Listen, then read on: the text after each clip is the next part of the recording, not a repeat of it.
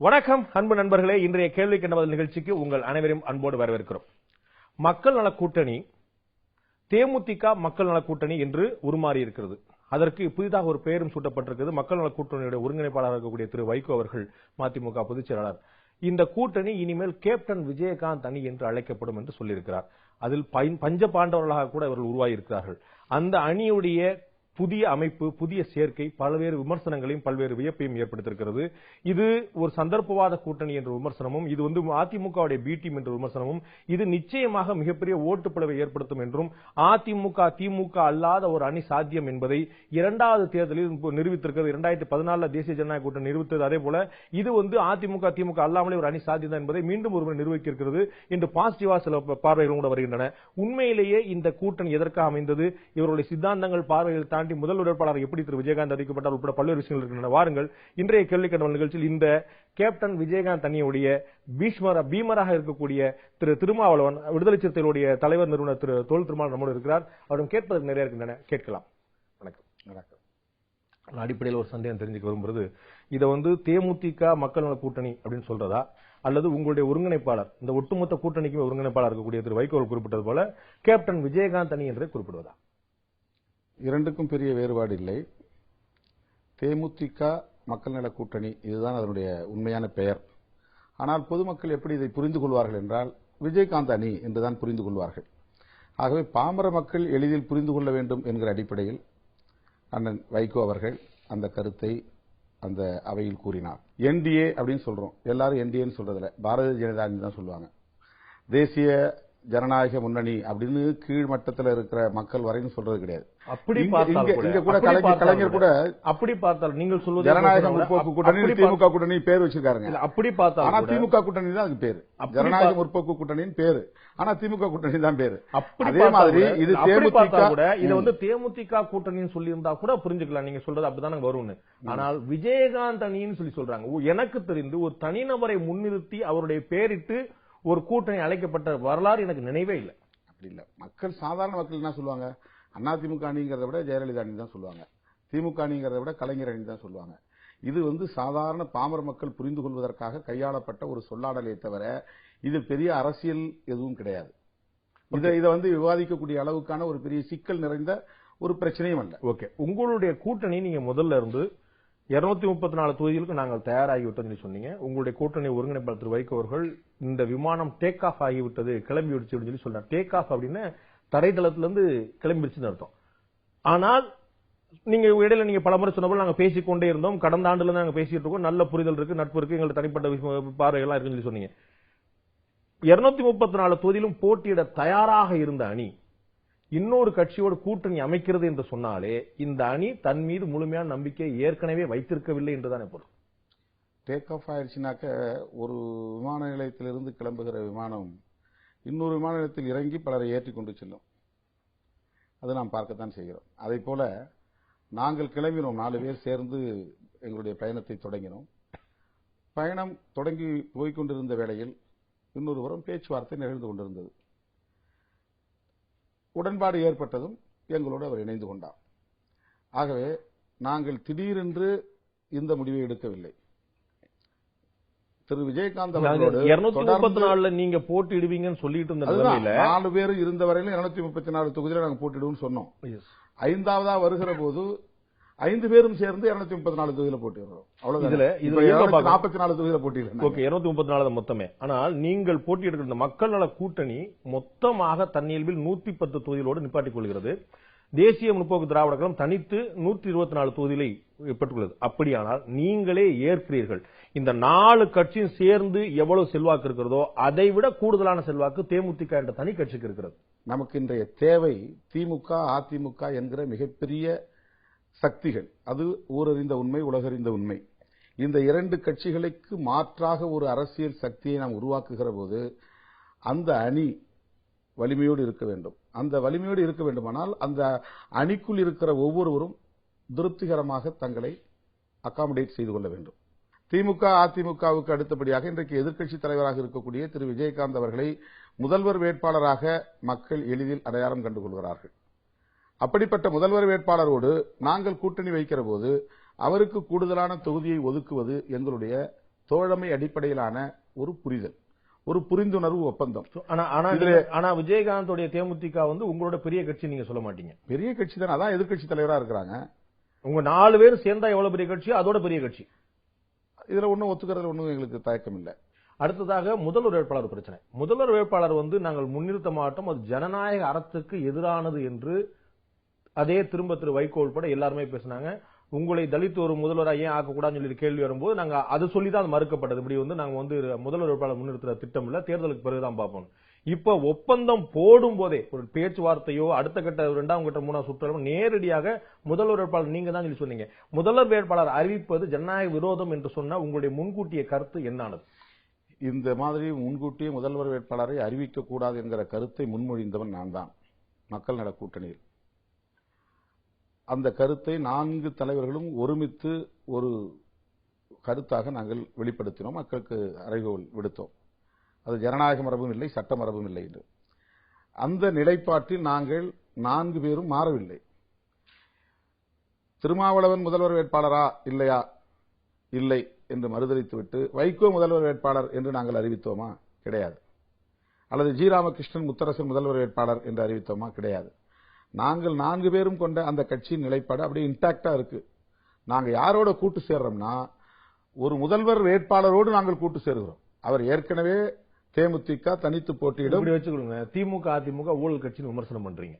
அப்ப நீங்க எப்படி செய்யலாம்ல? நீங்க 4 பேருமே சேர்ந்து ஒரே அணியா இருந்துட்டு திமுக அதிமுக கூட்டணி வச்சுட்டு நீங்க என்ன சொல்லலாம், நாங்கள் ஊழல் செய்தோமா, அவர்கள் ஊழல் செய்திருக்கிறார்கள், அவருடைய நிலைப்பாடு அப்படியே இந்த பொருத்தப்பாடு பொருந்தாது. நீங்க சொல்லலாம் முதல்வர் வேட்பாளர் கூடாது, ஜனநாயகத்துக்கு எதிரானது நீங்க சொல்லிட்டு அதற்கு நீங்க இந்த கூட்டணிக்கான நீங்க 2 விஷயம் பார்க்கணும். 2 பதப்பிரயோகம் செய்யப்படுகிறது. ஒன்று, இந்த இரண்டும் சேர்ந்து ஒரு அணி என்று சொல்லப்படுகிறது. மக்கள் நல கூட்டணிக்கும் தேமுதிக தேமுதிக மக்கள் நல கூட்டணி 2 சேர்ந்து ஒரு ஜனநாயக முன்னணி உருவாக்கல. முதல்வர் வேட்பாளர்ங்கிறதே ஜனநாயக விரோதம் சொன்ன ஒரு அணி ஒரு ஜனநாயக விரோதமான காரியத்தை செய்கிறது என்று. இது ஜனநாயக விரோதம் அப்படின்னு நாங்க எங்களுடைய மக்கள் நல கூட்டணியில எங்களுக்கு இடையில நாங்கள் அறிவித்திருந்தால் எங்கள் நிலைப்பாட்டில் இருந்து நாங்கள் பின்வாங்கி. உங்களுக்கு அது ஜனநாயக விரோதம், விஜயகாந்துக்கு ஜனநாயக விரோதம் இல்ல. விஜயகாந்த் அப்படி அறிவிக்கப்பட்டனால உங்களுக்கு ஜனநாயக விரோதம் இல்ல. கொள்கை முடிவுங்கிறது எங்களுக்கு இடையில் நாங்கள் எடுத்துக்கொண்ட ஒரு நிலைப்பாடு. நான் மறுபடியும் சொல்றேன், ஏற்கனவே சொல்லியிருக்கிறேன், அளவு மாறுபடுகிற போது தன்மை மாறுபடும் சொல்லி. நான் தான் முதலா என்ன சொன்னேன், ஒரு ஆங்கில ஏட்டுக்கு நான் பேட்டி கொடுக்கிற போது, ஒருவேளை எங்கள் அணிக்கு விஜயகாந்த் வருவாரேனால் எங்கள் நிலைப்பாட்டை நாங்கள் மறுபரிசீலனை செய்வோம், நாங்கள் ரீகன்சிடர் பண்ணுவோம் அப்படின்னு நான் முதல் முறையாக சொன்னேன். மறுபடியும் என்ன கேட்கிற போது நீங்களே கூட ஒரு முறை என்ன கேட்டிருக்கீங்கன்னு நினைக்கிறேன். நாங்கள் மறுபரிசீலனை செய்வோம்னு சொல்லியிருக்கிறோம். மக்கள் நல கூட்டணியிலேயே அவர் இணைந்திருந்தால் கூட இந்த நிலைப்பாட்டை நாங்கள் மறுபரிசீலனை செய்வோம். நீங்க 4 பேருமே ஒரு சிறப்பான கட்சியா நீங்க இருக்கிறீங்க. இந்த இதுக்கு வாக்களிக்கலாம், இதுக்கு நம்ம பாராட்டலாம் சொல்லிட்டு அவர் ஏற்கனவே ஒரு 4/8 பேட்டி கொடுக்குறாரு. அந்த கூட்டணி நல்ல கூட்டணியா தெரியும்னு சொல்றாரு. அப்படின்னா இயல்புல அவர் உங்களுடைய கூட்டணியில சேரும். மாறாக நீங்கள் அங்கே இருங்க, உங்களுடைய கூட்டணியில சேர மாட்டேன், உங்கள் கூட்டணியோடு நான் கூட்டணி வைப்பேன்னு சொல்றது இந்திய வரலாற்றுல வேற எங்கேயுமே இல்லாத ஒரு புதிய விஷயமா இருக்குது. அப்ப உங்களோடு சேருவதில் அவருக்கு ஒரு தயக்கம் இருக்குது.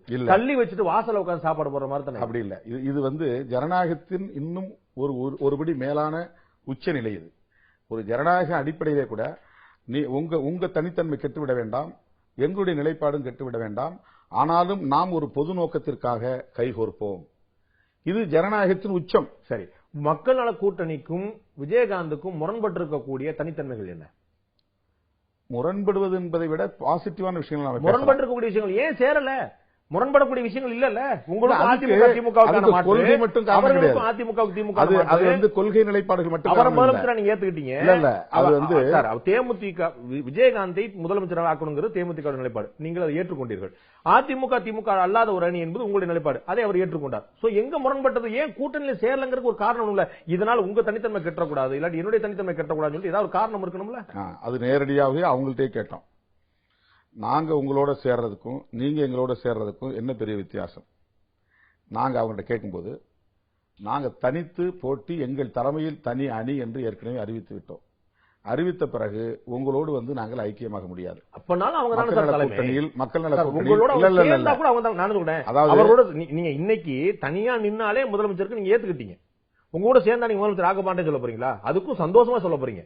அப்ப அவருக்கு அவருடைய எந்த ஒரு இடத்துல நீங்க முரண்படுறீங்க? அவருடைய தனித்தன்மை இழக்க அவர் தயார் இல்ல. அதாவது என்ன அந்த தனித்தன்மை என்னன்னு கேட்க, அதுதான் நான் என்னுடைய தலைமையில் நான் தனி அணி அமைப்பேன், நான் தனித்து போட்டியிடுவேன் அப்படிங்கறதான். விஜயகாந்த் தலைமையில் தனி அணி அமையும் அப்படின்னு சொன்னார். அந்த வார்த்தையை நாங்கள் மீற விரும்பவில்லை.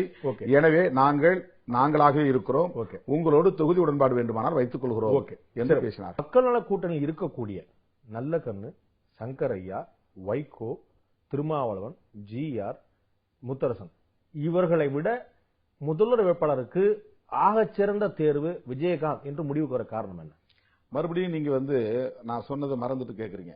மக்கள் நல கூட்டணியில் திருமாவளவனை முதல்வர் வேட்பாளர் அறிவித்திருந்தா நல்லகண்ணை நீங்க ஒப்பிடலாம் சார். நான் கேட்கிற கேள்வி, விஜயகாந்தை விட வைகோ, நல்லகண்ணு, சங்கரையா, GR, திருமா இவர்கள் யாருக்காவது குணத்துல, தகுதியில, திறமையில, உழைப்புல, அறிவுல, அரசியல் பட்டியல ஏதாவது ஒண்ணு குறைபாடு இருக்கான்னு கேட்கிறேன். அதாவது முதல்வர் வேட்பாளர், பிரதமர் வேட்பாளர் அப்படிங்கறத தனிநபர் குணாதிசயங்கள் மட்டுமே கணக்கில் கொள்ளப்படுவதில்லை. அப்படி பார்த்தா நரேந்திர மோடி விட அத்வானிக்கு என்ன குறைச்சல் இல்ல, நரேந்திர மோடி விட வாஜ்பாய்க்கு என்ன குறைச்சல்? ஒண்ணு இல்ல. ஏன் சுஷ்மா ஸ்வராஜ் ஒரு பெண்மணி தானே, அருமையா கொண்டுடலாம். ஏன் அவரை பிரதமர் வேட்பாளர்? அவர்கள் ஒரே ஒரு கட்சி. அதுதான் கேட்கிறேன். நீங்கள் ஒரு அந்நியமாக இருந்து, அதாவது சுஷ்மா ஸ்வராஜ் ஒரு பெண்மணி, இந்த நாட்டின் பெண்ல ஒரு பிரதமரா பாரதிய ஜனதாவில் அவரை முன்மொழிஞ்சிருக்கலாம். ஏன் அவரை முன்மொழியில? முதல்வர் வேட்பாளராய் நிறுத்துகிற போது அல்லது பிரதமர் வேட்பாளராக அறிவிக்கிற போது ஒரு கரிஷ்மா இருக்கணுங்கிறது தான் உண்மை. யதார்த்தமா மக்கள்கிட்ட இன்னைக்கு நரேந்திர மோடிக்கு இருக்கிற ஒரு செல்வாக்கு அத்வானிக்கு இல்ல, சுஷ்மாவுக்கு இல்ல. அதே மாதிரி தமிழக அரசியல்ல திமுகவையும் அதிமுகவையும் எதிர்த்து அவர்களை களம் காணுவதற்கு அடுத்த நிலையிலே அதிகமான வாக்குகளை வாங்கி நிறுவி காட்டியிருக்கக்கூடிய கட்சி தேமுதிக. அதிமுக திமுகவுக்கு மாற்று என்று சொன்ன மக்கள் நல கூட்டணி, தனிநபர் துதிபாடலுக்கு மாற்று என்று சொன்ன மக்கள் நல கூட்டணி மீண்டும் ஒரு தனிநபர் துதிபாடலுக்கு முழுமையான வித்திட்டு இருக்கிறது. தனிநபர் துதிபாடல்ங்கிறது எந்த கொள்கை கோட்பாடும் இல்லாமல் தலைமையை மட்டுமே தூக்கி வைத்துக் கொண்டு ஆடுவது, அதுதான் தனிநபர் துதிபாடல். உங்களை 4 பேரும் எங்களுடைய குறைந்தபட்ச செயல் திட்டத்தை நாங்கள் கைவிட்டு விடவில்லை. அதை விட்டுருக்கீங்க. நான் கேட்க போறேன். அதையும் விட்டுருக்கீங்க. நான் கேட்கிறேன், உங்களை கூட்டணிக்கு கூடிய தோழர்கள் ஒரு முறை கூட எழுச்சி தமிழர் குறிப்பிட்டதில்லை. அவங்கள தோழர்னு சொல்றதோ இவர் புரட்சி புயல் சொல்றதோ யாருமே அவங்க சொல்லல. மாறாக நீங்கள் 4 பேரும் வரிக்கு வரி கேப்டன் கேப்டன் கேப்டன் என்று சொல்கிறீர்கள். இது தனிநபர் துதிபாடல் கிடையாதா? எழுச்சி தமிழர் என்று வைகோ உங்களை எத்தனை முறை குறிப்பிடுகிறார்? நீங்கள் புரட்சி புயல் என்று எத்தனை முறை குறிப்பிடுகிறார்? பல நிகழ்ச்சிகள்ல அண்ணன் வைகோ எழுச்சி தமிழர் சொல்லியிருக்காரு. ஒரு கூட்டத்தில் கூட அங்கன ஒரு தங்கம்னு எங்க தோழர்கள் சொன்ன வார்த்தையை திருப்பி சொல்லியிருக்கிறாரு.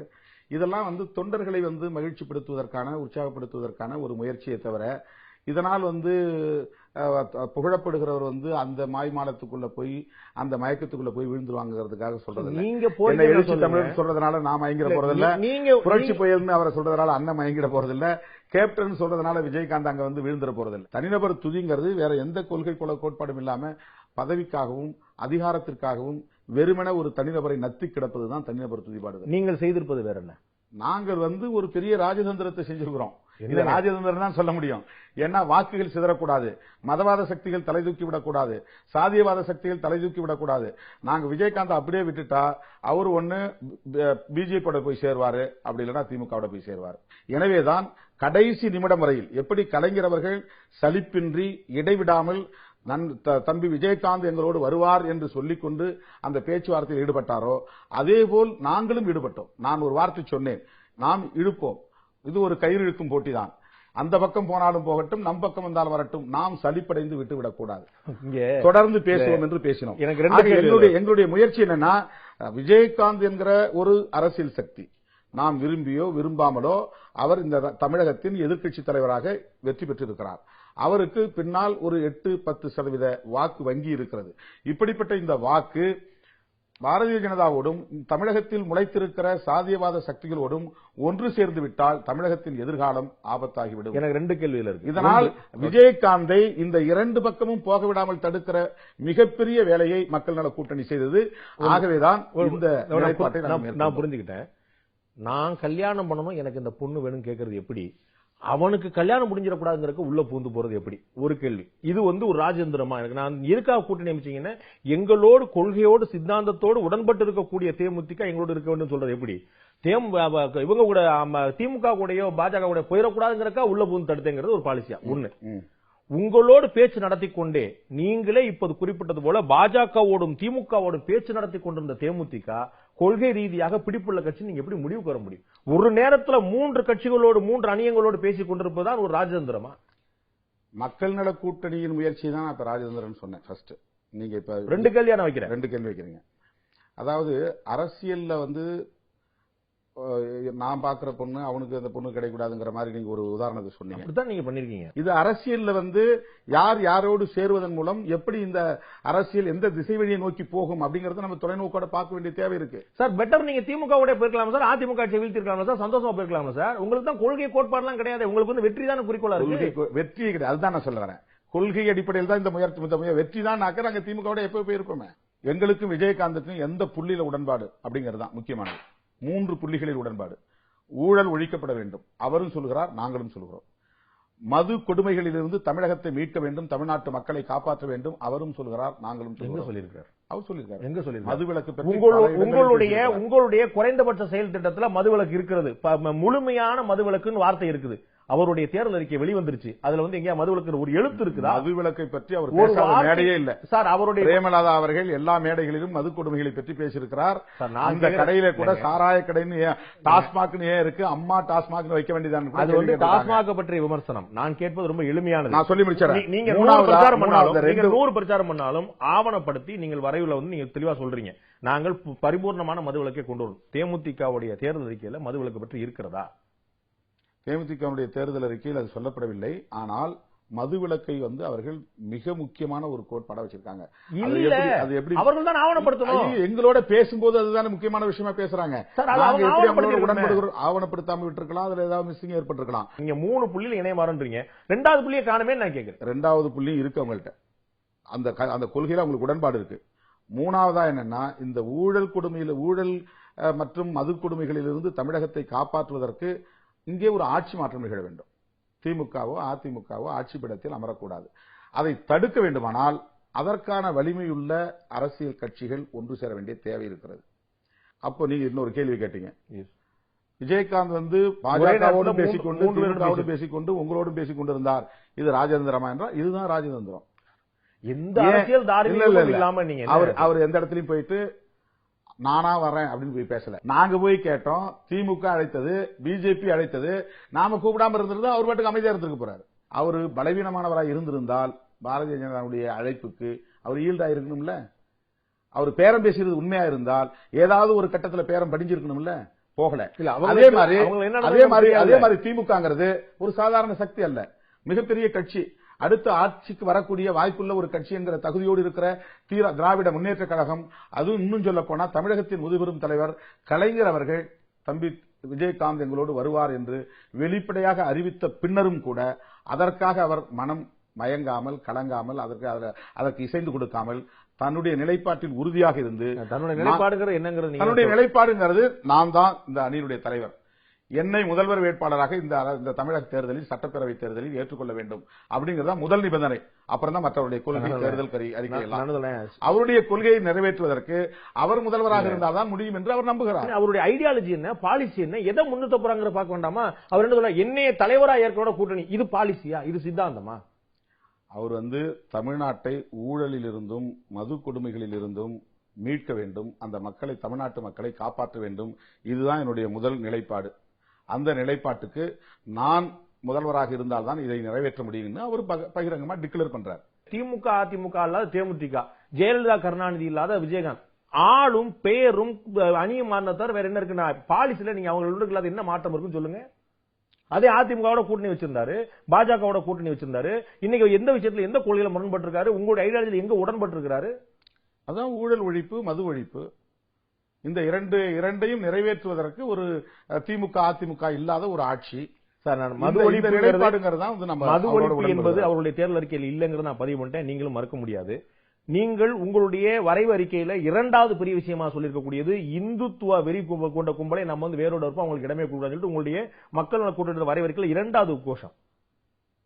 பாஜக விமர்சிச்சு தேமுதிக ஒரு வார்த்தையும் பேச வேண்டாம், அவர்கள் எதிரிகள் கிடையாது, அதனால தேவையில்லாம பேச வேண்டாம். இந்துத்துவாவுக்கு எதிராக ஒரு வார்த்தை விஜயகாந்த் பேசுவாரா? இல்ல நாங்க வைக்கிற எல்லா கருத்தோடும் உடன்பட வேண்டுங்கிற அவசியம் இல்ல. முரண்பட்ட கூட்டணி தேர்தல் அரசியல்ல அவங்கவுங்க கொள்கை அவங்கவுங்களுக்கு அதிகார வலிமைக்காக ஒரு தற்காலிக உடன்பாடு தான் தேர்தல் உடன்பாடுங்கிறது. அதிகாரத்தை பகிர்ந்து கொள்வது, அதிகார வலிமையை பெற்றுக் கொள்வது, அதற்கான ஒரு தொகுதி உடன்பாடு. சார், நான் அதிகாரத்தை பெறுவதற்காக எதைனாலும் விட்டுக் கொடுப்பேன் சொன்னா, எதைனாலும் விட்டுக் கொடுக்கறதா இருந்தா பாரதிய ஜனதா கூட்டணி அவர் போயிருக்கணும். விஜயகாந்த் நீங்க எதை வேணாலும் விட்டுக் கொடுக்கறதா இருந்தா நான் கூட பாரதிய ஜனதாவோட போயிருக்க முடியும். மற்ற பிரச்சனைகள் எத்தனை முரண்பாடுகள் இருந்தாலும் ஊழல் ஒழிக்க வேண்டும், மதுவை ஒழிக்க வேண்டும். அதற்கு திமுக, அதிமுக ஆகிய 2 கட்சிகளும் ஆட்சி பீடத்தில் இருக்கக்கூடாது. ஏற்கனவே 4 கட்சிகளும் சில விட்டுக் கொடுத்தல் அல்லது சில சமரசம் அல்லது சில புரிந்துணர்வு செய்து நீங்க 4 கட்சியுமே ஒரு அணியா இருக்கீங்க. அதுலயே இலங்கை பிரச்சனை, மீத்தேன் பிரச்சனை, நியூட்ரினோ பிரச்சனை, ஒவ்வொரு பிரச்சனையும் ஒவ்வொரு முரண்பாடு இருக்கு. கூடங்குளத்துல ஒரு முரண்பாடு இருக்கு. சோ 4 பேர் சேர்ந்தா சில இதை விட்டு கொடுத்து தான் காமன் மினிமம்.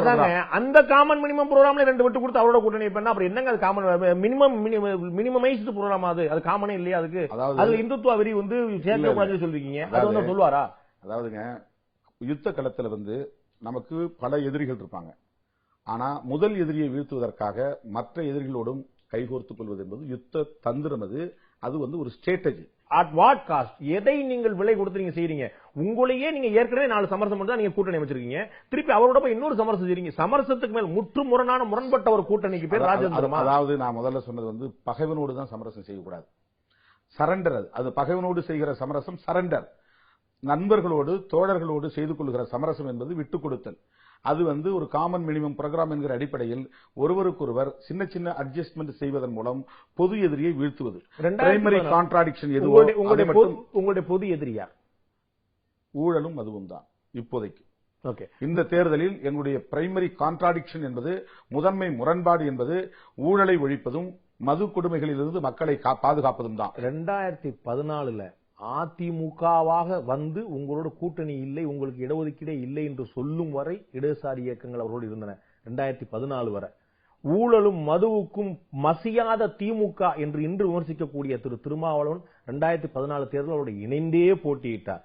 மதவாத சக்தி, பாசிச சக்தி என்று விமர்சிக்கக்கூடிய மதிமுக அதே பாஜகவோடு சேர்ந்து நரேந்திர மோடியை இந்த நாட்டுடைய பிரதமராக சூளுரைத்தார். நீங்கள் தான் சித்தாந்தம் பேசுகிறீர்கள்.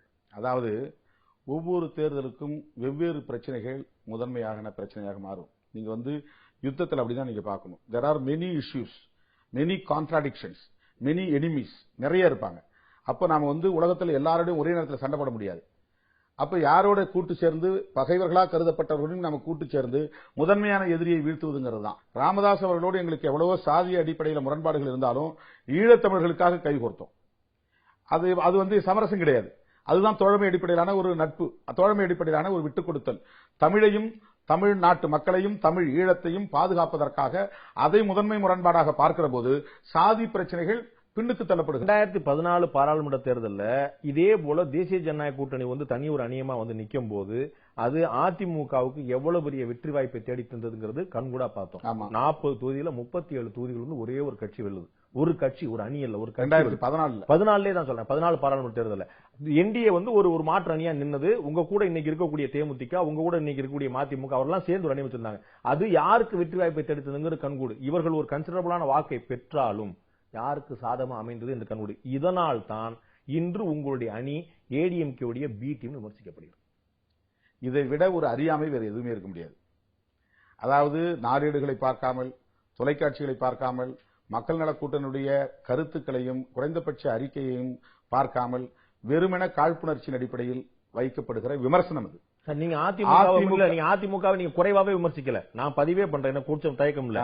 நீங்கள் திமுக விமர்சிக்கிறது சற்றும் சளைக்காமல் அதிமுக விமர்சிக்கிறீங்க, குறைவே இல்லை. ஆனால் நான் கேட்பது ஒரு புள்ளிவர அடிப்படையிலான ஒரு தகவல். 2014 இது போல ஒரு மாற்று வலுவான அணி என்ன சாதித்தது என்றால், தனக்கு ஒரே 2 எம்பி, ஆனால் நீங்கள் பிரதான எதிரின்னு சொன்ன அதிமுகவுக்கு 37 நாடாளுமன்ற உறுப்பினர்கள். அதுதான் இப்ப நீங்க செய்ய. உங்களுக்கு ஒரு 10-15 எம்எல்ஏ கிடைச்சலாம், நல்ல நிலைமை கிடைச்சலாம். ஆனால் யாருக்கு ஆட்சி மீண்டும் கொடுக்க போறீங்க அப்படிங்கறத கேள்வி. அதனால விமர்சனம். அதாவது எங்கள் நடவடிக்கையால் அதிமுகவுக்கு சாதகமாக அமையும் என்று சொல்லுவது வேறு.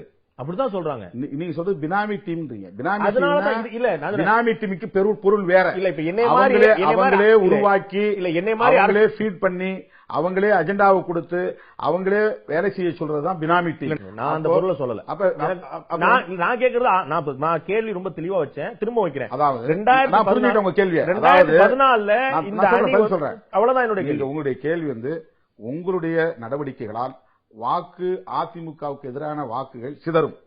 இதனால் அதிமுக எளிதாக ஆட்சியை கைப்பற்றும் அப்படிங்கறத உங்களுக்கு. இதுதான் 2014 பார்த்தது. 16 நடக்குமா நான் சொல்லல. அதாவது 16 நடக்கும் நான் சொல்லல. 14 நடந்தது. இது இப்படி எல்லாம் நிகழ்ந்துவிடக் கூடாது என்பதனால்தான் மக்கள் நல கூட்டணி இன்னும் பலரை இந்த அணியில் சேர்த்து வாக்கு வங்கி வலிமையை பெருக்கி ஒரே நேரத்தில் அதிமுகவையும் திமுகவையும் எதிர்ப்பது என்கிற அடிப்படையில் கடந்த 8 மாத காலமாக நாங்கள் செயல்பட்டோம்.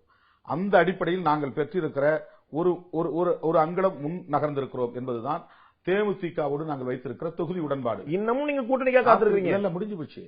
அவங்கள்ட்ட பேசுறவங்க நான் என்ன பேசிருக்கிறோம்னா 110 தொகுதி எங்களுக்கு, 124 தொகுதி அவங்களுக்கு. வேறு யாராவது நம்மோடு பேசுவதற்கு முன் வந்தால் உங்களிடம் பேசுவதற்கு நீங்கள் கொடுங்கள், எங்களிடம் பேசுவதற்கு நாங்கள் கொடுக்கிறோம். இன்னமும் நீங்கள் காத்திருக்கிறீர்கள், உங்களுக்கு கதவை திறந்து வைத்திருக்கிறீர்கள். அப்ப இன்னமும் உங்களுக்கு முழுமையான நம்பிக்கை. மக்கள் நல கூட்டணியோட தப்பு நான் சொல்ல சார். நான் சொல்றேன் உங்களுடைய தன்னம்பிக்கை நான் கேள்விக்குள்ளாக்குறேன், அவ்வளவுதான். இதுதான் தன்னம்பிக்கை. யாருனாலும் வாங்க, வந்துட்டே இருங்க. அப்ப நீங்க வலிமை இல்ல, வலிமைப்படுத்தணும். என்னை நான் வலிமைப்படுத்த மேலும் மேலும் வலிமைப்படுத்தணும். அதுதான் அரசியல். திமுகவை பற்றி தேமுதிக கடுமையான குற்றச்சாட்டை வைத்த பிறகும் கூட, தில்லுமுள்ளு கட்சி என்று குறிப்பிட்டும் கூட, 2 கட்சியும் ஓட விரட்டி அடிக்க வேண்டும் சொன்ன பிறகும் கூட திமுகவுடைய தலைவர் பெருந்தன்மையாக நீங்க எங்களுடைய அணிக்கு வாங்கன்னு சொல்லி சொன்னார். சோ அவ்வளவு திட்டுக்கு பிறகும் அவருடைய மனத்துல தேமுதிக ஒரு நல்ல இடம் இருக்குது. அதே போல நீங்கள் அதிமுக பற்றிய கடுமையான விமர்சனத்துக்கு பிறகும் கூட அதிமுக நல்லன்பை பெற்றவர்களா இருக்கலாம்ல. நாங்க அப்படி அவங்க எங்களை கூப்பிடவும் இல்ல, நாங்க அவங்களை பத்தி எங்கேயும் உங்களுடைய அஜெண்டா வேறவா இருக்கலாம்ல.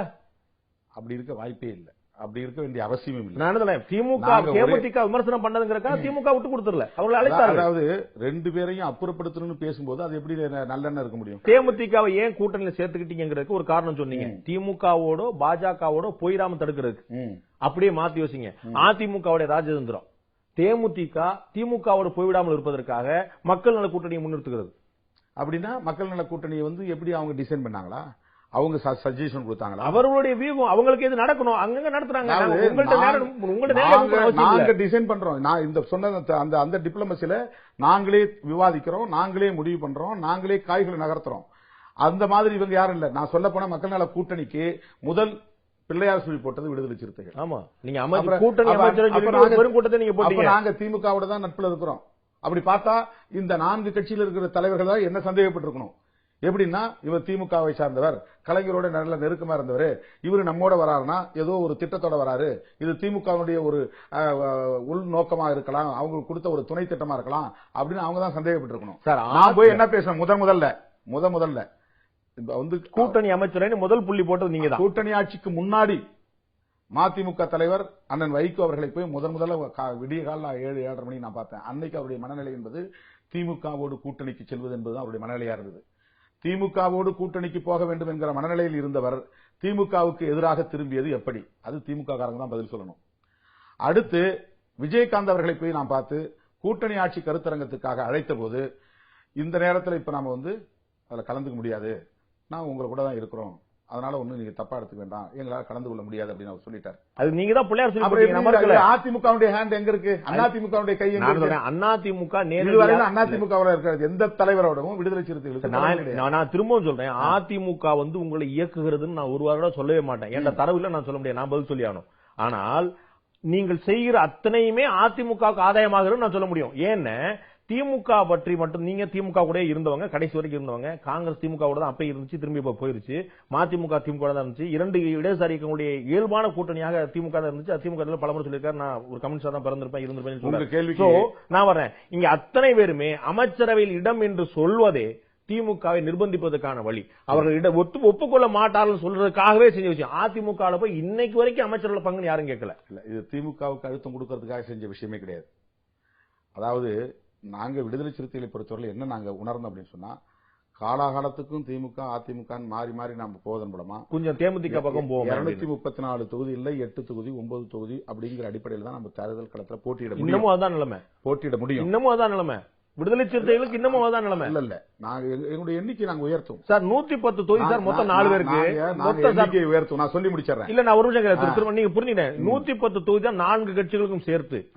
ஆளுக்கு பாதியா பிரிச்சா 27 சீட்டு தான். 27 போட்டியிட்டதை விட 2 மடங்கு கூடுதல் தானே சார். உங்களுக்கு 20 வருஷம் முன்னாடி 9 தொகுதி கொடுத்தாங்க சார். உங்களுக்கு 20 வருஷம் முன்னாடி கொடுத்தாங்க. உங்களுக்கு நீங்க இன்னும் 20 வருஷம் நீங்க கடந்து வந்து 2011 நாங்க வாங்கினது 9, 2006 9, 2011 10, 2011 நாங்க வாங்கினது திமுக கூட்டணியில.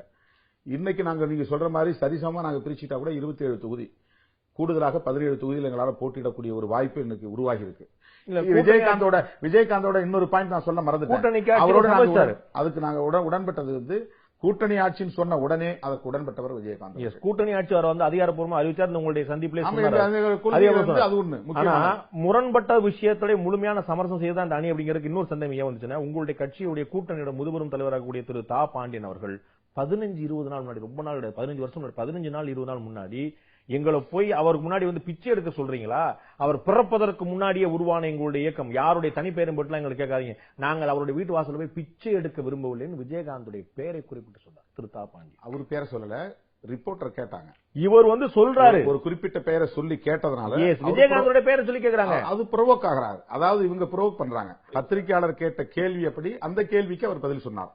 அவர்கள் பேசிக் கொண்டிருக்கிறோம் என்பது தோழர் தாப்பாவுக்கு தெரியும். இல்ல சார், தோழர் தா பாண்டியன் அவர்களுக்கு மிக நன்றாக தெரியும். தேமுதிகவோடு மக்கள் நல கூட்டணி பேசிக் கொண்டிருக்கிறது தெரியும். தெரிஞ்ச அந்த பதில் அவர் சொல்றாரு. ஏன் அப்ப சீர்குலைக்கவா சொல்றாரு? அப்படி இல்ல, நீங்க கேட்ட கேள்வி அப்படி கொச்சிப்படுத்த இல்ல. அவர் கேட்ட ரொம்ப எளிமையான பத்திரிகையாளர் கேட்ட கேள்வி வந்து கம்யூனிஸ்ட் கட்சியினுடைய மானத்தை சீண்டுவதாக இருந்தது.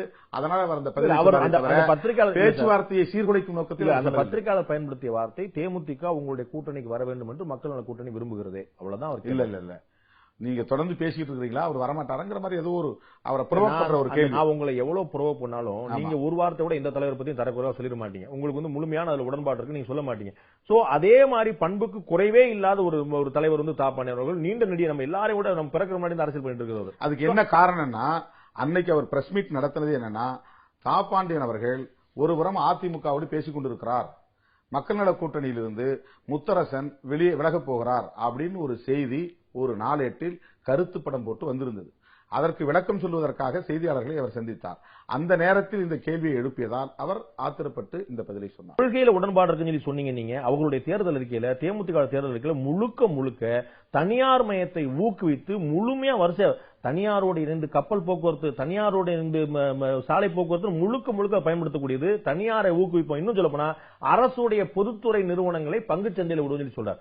முழுக்க தனியார் மயத்து, உங்களுடைய தேர்தல் அறிக்கையில தனியார் மயத்துக்கு எதிரான கடுமையான குரல் இருக்கு. அவர் வந்து ரொம்ப தெளிவா ஒவ்வொரு 7-8 பாயிண்ட் நான் சொல்றேன், நினைவு சொல்லலாம், எல்லாமே தனியார் மயம் ஆக்குவோன்னு சொல்றார். முரணான முரண் இல்லையாது. பாரதிய ஜனதாவோடு போக வேண்டும் என்பதில் 100 விழுக்காடு உடன்பாட்டுடன் அல்லது அந்த முனைப்புடன் இருந்தவர் விஜயகாந்த் அவர்கள்.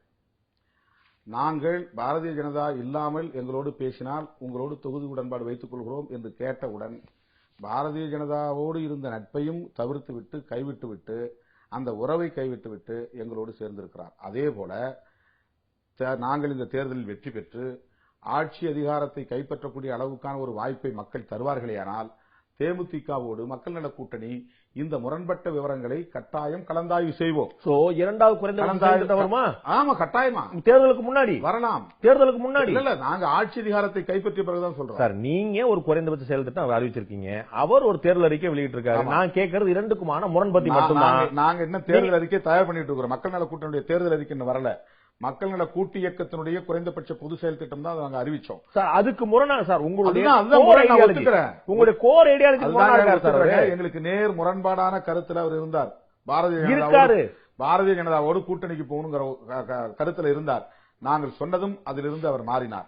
அதே போல தனியார் துறை தொடர்பான அவருடைய நிலைப்பாட்டை மாற்றிக் கொள்வதற்கு மக்கள் நல கூட்டணி வேண்டுகோள் விடுக்கும். சார், நீங்க கலந்தாய்வு செய்வோம், அதில் உள்ள குறைகளை நாங்கள் களைவோம். ஊழலுக்கு எதிரான லோக் ஆயுக்தா கொண்டு வரும் சொல்லிட்டு உங்களுடைய குறைந்தபட்ச செயல் திட்டத்தை சொல்றீங்க.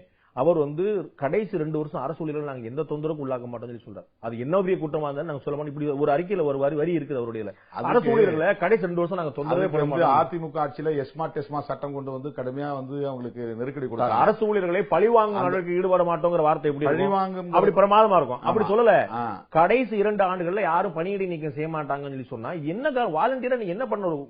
பொங்கலுக்கு ஒரு வாரம் லீவ், அரசு ஊழியருக்கு ஒரு பாதுகாப்பு உணர்வை உருவாக்குவதற்காக அவர் சொல்லியிருக்கலாம். அப்ப 2 வருஷம் தானா? சர்வீஸ்ல கூட 30 வருஷம்ல சொல்லணும் நீங்க. அதனால சார் கடைசி 2 வருஷம் அரசு ஊழியர்களுக்கான பாதுகாப்பு பெரும்பாலும் அந்த நேரத்துல தான் அவங்களுக்கு தொல்லை கொடுக்குறாங்க அதிகாரிகள், மேலதிகாரிகள்.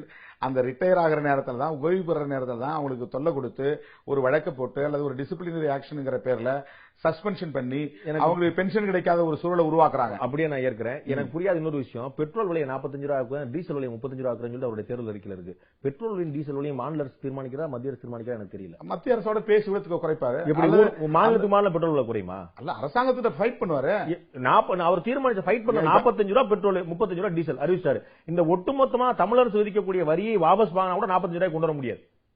சரி, 35 ரூபாய்க்கு டீசல் கொண்டு வர முடியாது. இவர் நான் வந்து விலையை 45 30 இன்னைக்கு ஃபிக்ஸ் பண்ணிட்டார். எப்படி சாத்தியமோ எனக்கு புரியல. ஃபைட் பண்ணலாம். சில நேரங்கள்ல எம்ஜிஆர் என்ன சொல்லுவாங்கன்னா, கடையில எவ்வளவு விலைவாசி உயர்ந்தாலும் அரிசி விலையை அவர் வந்து கண்ட்ரோல் வச்சிருந்தாரு. ரேஷன் கடையில குறைவான விலைக்கு கொடுத்தார், மலிவு விலைக்கு, அப்படிங்கிறது ஒரு பேர் உண்டு சார். பெட்ரோல் அப்ப நீங்க தமிழ்நாடு அவர் வேற பாலிசி வச்சிருக்கலாம். நான் சொல்றேன் பாலிசி, நானே வழி சொல்றேன். 45 ரூபாய் 35 ரூபாய் கொண்டு வர முடியும். நான் ஆட்சிக்கு வந்தா கொண்டு வந்துடுறேன். என்ன கணக்குன்னு 45 ரூபாய்க்கான மொத்தமா நீங்க தமிழ்நாடு அரசு வச்சிருக்கக்கூடிய வரி எல்லாம் முதல்ல நீக்கணும். இரண்டாவது, அதே பெட்ரோல் டீசலுக்கு தமிழ்நாடு அரசு மானியம் கொடுக்கணும்.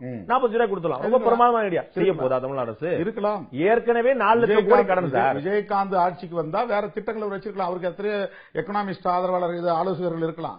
அடுத்ததா, டோல் கட்டணத்துல வந்து நான் பாதியா குறைப்பேன். அப்படி குறைக்காட்டி நாங்க அந்த டோல் நிறுவனத்தை பூரா தேசிய மயமாக்கி. நான் படிக்காத சிலபஸ் எல்லாம் நீங்க கேள்வி கேக்குறீங்க. இல்ல, நான் சொன்ன தப்புன்னு சொல்லி சொல்லுங்க. நீங்க கேஸ் போடலாம், மேல வழக்கு போடலாம். நீங்க நான் சொல்றேன், நீங்க வந்து உங்களுடைய கூட்டணி இருக்கனால அவருடைய ஐடியா நான் படிச்சுட்டு வரல. இல்ல சார், அவருடைய பாலிசிக்கு நீங்க பொறுப்பேற்க வேண்டியிருக்கும். நீங்க எப்படி தெரியாது சொல்ல முடியாது. அவருடைய பாலிசி பாலிசிக்கு பொறுப்பேற்கிறோம். மக்கள் நல கூட்டணி அதுக்கு பதில் சுங்கச்சாவடிகள் அனைத்தும் தேசிய மயமாக்கப்படும்.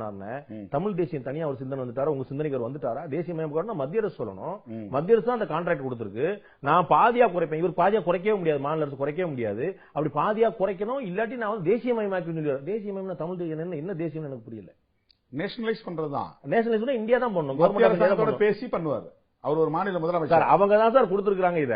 அதுதான் அவங்க பேசி சமரசமாகி நீங்க வந்து அங்க செஞ்சு கொடுங்க, தமிழ்நாட்டில் இந்த மாதிரி நெருக்கடி இருக்கு, எங்களுக்கு இது வந்து நீங்க ஆல் இந்தியா லெவல்ல இதை தேசியமயமாக்குங்கன்னு அவர் வற்புறுத்த, அவருக்கு உரிமை இருக்குல்ல. 39 பேர் நாடாளுமன்ற உறுப்பினர்கள் தமிழ்நாட்டில் இருந்து இருக்காங்க சார். நாடாளுமன்ற உறுப்பினர்கள் அவங்க தேசியமயமாக ஆக்க முடியாது சார். அவங்க கோரிக்கை தானே. நாம இப்ப கச்சத்தீவை மீட்டு கொடுங்கன்னு கேக்குறோம். சும்மா ஒரு கணக்குல தமிழுடைய பிரச்சனையை தீர்த்து கொடுங்கன்னு கேக்குறோம். வேண்டாம், தமிழ்நாட்டு மீனவருடைய பிரச்சனை தீர்த்துக்குன்னு சொல்றோம். அது சீரியஸா எடுத்துக்க வேண்டாம். சீரியஸ் இல்ல, நமக்கு நம்ம மத்திய அரசாங்கத்தோடு கேட்டு பெறுவோம்ங்கிறது வந்து எப்படி அது நகைச்சுவையா பார்க்க முடியும்? இல்ல, கேட்டு பெற வேண்டியது. அது வந்து கிடைக்காது அப்படின்னு நீங்களே முடிவு வந்திருக்கீங்க போல.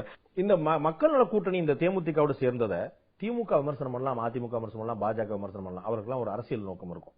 திரு தமிழறிவு மணியன், திரு சுபவி, மனநல உளவியல் நிபுணர் திரு ருத்ரன், இவர்களை போன்றவர்களாம் வந்து கடுமையா விமர்சனம் பண்ணி இப்படி ஒரு சமரசமா சொல்லி சொல்றாங்கன்னா, திரு ஞானி, இவர்களுக்கெல்லாம் எந்த ஒரு ஆதாயம் இருக்க வேண்டியது. அதிமுகவுக்கோ திமுகவுக்கோ ஏதோ வந்து செய்யணுங்கிற அவசியம் இல்லை. நான் வாட்ஸ்அப்ல படிச்சேன். அவங்க வந்து வெறும் தூய்மைவாத பார்வையோட ஒரு விஷயத்தை அணுகிறாங்க. முரண்பாடுகளோடு இணைந்துதான் உடன்பாடுகள் நிகழும். அப்படியே முழுமையான 100% உடன்பாடுங்கிறது இருக்காது. திருமணம் பண்றோம், மனைவி வந்து வெஜிடேரியன், கணவன் வந்து நான் வெஜிடேரியன், நீங்க 2 பேரும் எப்படி பொண்டாட்டி புருஷனா இருக்கிறீங்கன்னு கேட்க முடியாது. அந்த மாதிரி அரசியல்ல வந்து ஊழலை ஒழிக்க வேண்டும், மதுவை ஒழிக்க வேண்டும், அதற்கு சரியான ஆயுதத்தை கையெடுக்க வேண்டும். அப்படிப்பட்ட ஒரு சூழலில் இன்றைக்கு தேமுதிகவும் மக்கள் நல கூட்டணியும் இணைந்திருப்பது ஒரு அரசியல் நடவடிக்கை, அப்படிதான் அதை பார்க்கணுமே தவிர அதுல வந்து முழுமையான ஒரு தூய்மைவாதத்தை வந்து கோட்பாட்டு தூய்மைவாதம்ங்கிறது ஏற்படுகிறது. இறுதியான கேள்வி திரு திருமாவளவன், ஒரு 2 ஆண்டுகளுக்கு முன்னால ஒரு மேடையில ஒரு பேச்சு, ஜெயலலிதாவுக்கும் விஜயகாந்துக்கும் என்ன பிரச்சனை? ஈகோ தான் பிரச்சனை. நான் தான் கருப்பு எம்ஜிஆர் இவர் சொல்றார். அந்த அம்மாக்கு வெள்ளை எம்ஜிஆரே பிடிக்காது. அடுத்த முதலமைச்சர் இவர் தான் சொல்றார். விஜயகாந்துக்கு நிதானமா மேடையில நிக்கவே முடியல. சொந்த கட்சிக்காரங்களையே சாத்துன்னு சாத்தக்கூடியவர். இவரெல்லாம் நாளைக்கு தமிழ்நாடு முதலமைச்சர் ஆனா நாடு தாங்குமா? இப்படி கேட்டவர் வேறு யாரும் இல்ல, திரு திருமாவளவன்.